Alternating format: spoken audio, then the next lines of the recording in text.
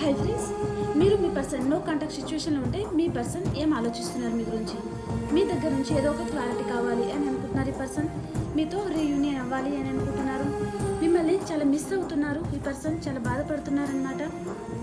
తన ప్రేమంతా మీకు ఇవ్వాలి అని అనుకుంటున్నారు. మీకు ప్రపోజ్ చేయాలి అని అనుకుంటున్నారు. మీ దగ్గరికి రావాలి, మిమ్మల్ని ఒకసారైనా కలిసి మీ దగ్గర నుంచి క్లారిటీ కావాలి అని అనుకుంటున్నారు. మళ్ళీ క్లారిటీ కాడే వచ్చిందనమాట. మీతో మీ దగ్గర నుంచి క్లారిటీ కావాలి అని అనుకుంటున్నారు. మీతో రీయూనియన్ కూడా కావాలి అని అనుకుంటున్నారు. మీతో దూరంగా ఉండి తను చాలా బాధపడుతున్నారు. ఈ రిలేషన్షిప్ డెత్ అయిపోయిందేమో అని అనుకుంటున్నారు. తన చుట్టూ అన్వాంటెడ్ థింగ్స్ ఉంటే అవన్నీ కటప్ చేసేసి మీకు రావాలి అనుకుంటున్నారు. ఇద్దరి మధ్యలో ఈక్వల్ గివ్ అండ్ టేక్ ఉండాలి అనుకుంటున్నారు. మిమ్మల్ని ఒక స్టార్ లాగా చూస్తూ ఉన్నారు. ఏదో ఒక విషయంలో తనకి హార్ట్ బ్రేక్ అయిందనమాట. మీ పర్సన్కి వెయిటింగ్ ఎనర్జీలో ఉన్నారు.